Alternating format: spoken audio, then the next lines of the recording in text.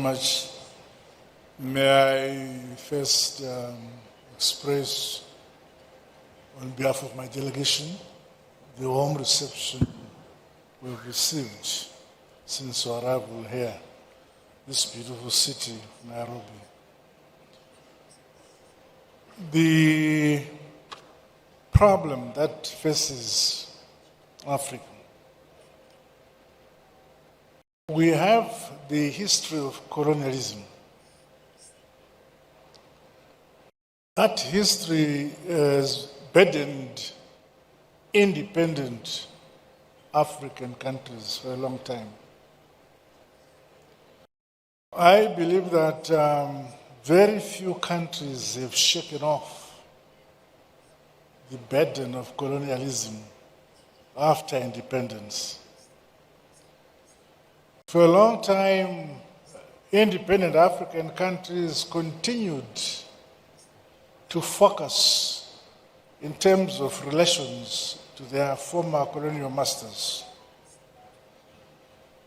It is now, in recent history, that we have begun to collaborate as African countries among ourselves, changing focus from the former colonial masters, relating to ourselves. Africa as a continent has resources enough to develop, modernize, and industrialize our continent as a people. But it has taken us long to shift from the focus of believing that our development must be linked to our former colonial masters. Africa has resources that, if we correctly focus on the domestic resources we have on the continent, we have resources to develop our countries. Most importantly, in my view, since the Second Republic in Zimbabwe, we have decided that to develop our country, we must embrace science and technology. All our universities in Zimbabwe now have a serious bias towards science and technology, because we realize that the countries that have developed have done so on the basis of science and technology. We have introduced focus that in the past we had graduates from our universities who spoke English very well, but did not produce a product. So it is critically important that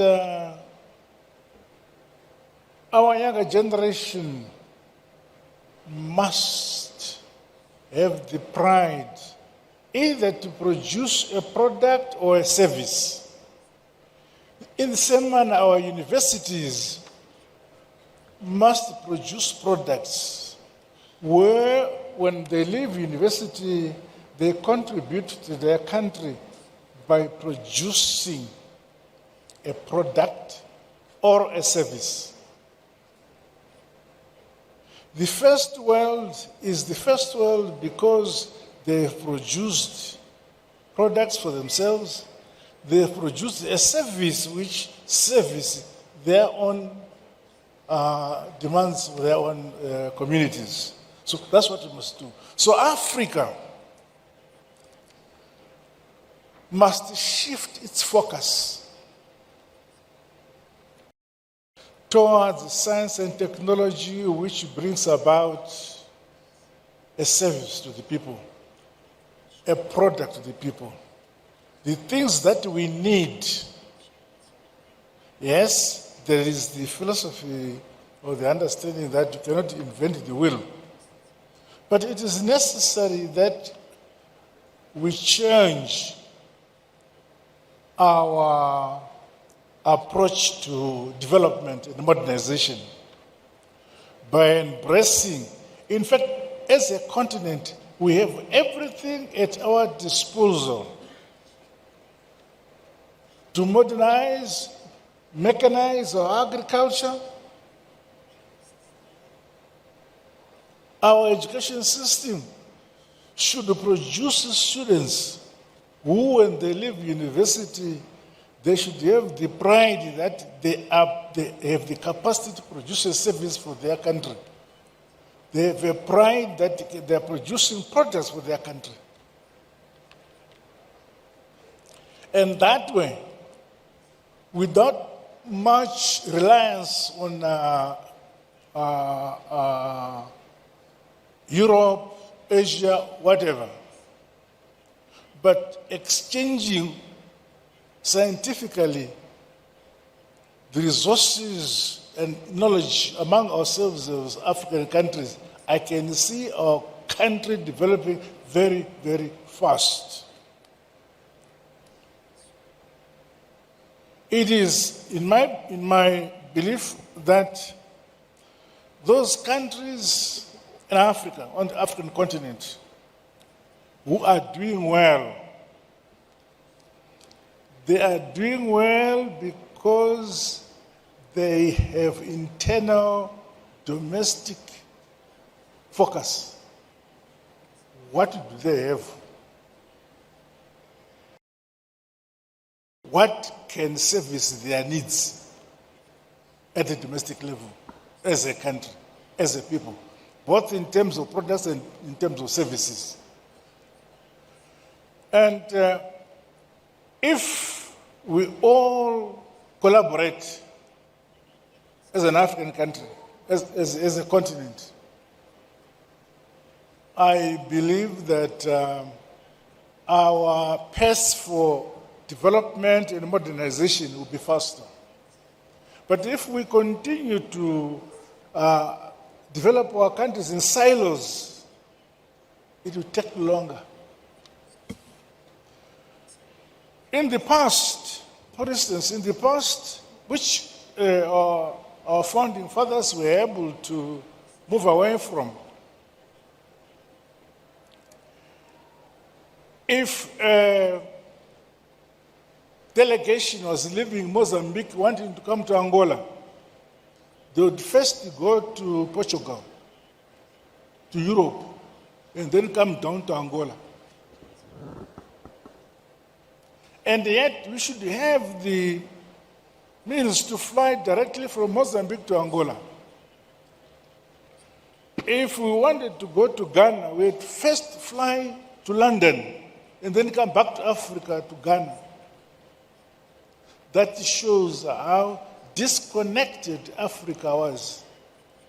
And we must begin to have internal connections by ourselves. And as a continent, I believe that my dear brother here, Sesengeso, spoke about the possibility of generation of power in the Congo, which would service the entire African continent and even have access for Southern Europe on the Congo River. But to achieve that will require the collaboration of the entire African continent to put resources to achieve that which is possible to service Africa. But now, we work in silos and look forward and look up to Europe or some other former colonial powers to service and develop our own region. Okay. I'm happy that now there's a crop of African leaders who now focus on the collaboration of the developing of our respective countries by collaborating among ourselves. It could be in agriculture, it could be in agriculture, it could be in education, and so on. For instance, in Zimbabwe, for all along, we were relying on importing wheat from Ukraine throughout. And yet, it is possible to grow enough wheat for ourselves. When we looked at it and said, how much wheat do we need per year and how much hectares of land do we need per year to grow the wheat we want? That same application, that same approach can apply to every single African country. The continent has land enough, arable land enough to produce food for Africa and surplus. But we don't do it. You still have countries in Africa who import food from Europe. Why? Because we have not broken that link between past colonialism and independence. It is still lingering in the minds of those who have not been able to move away. So, platforms like this one, where we share ideas, it is my belief that they're very useful because then we realize that if we collaborate, we have the chance of developing our respective economy far more than when we work in silos. For instance, the former colonized countries by Britain or the Anglo side of the Anglo former colonies speak to themselves. The French speak to themselves. Now, you now have Africa being divided between the divisions in Europe. The English on their side, the French on their side, and they bring that baggage to us.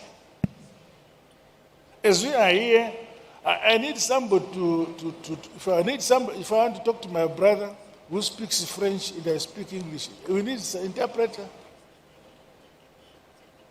So we must find a way where ourselves as Africa focus on integrating our systems. Let us in Zimbabwe learn languages so that we can speak to Mozambique, we can speak to the Congo. But no, we have to master English or French, foreign languages in Europe in order to speak to ourselves in Africa. My brother here, President Ruto, speaks Swahili. Swahili is spoken in many countries. Why don't we speak Swahili or make Swahili a national a language so that we can speak to each other? But no, we find pride in speaking English or French. You see? So you get married to a beautiful woman because you speak good French or good English.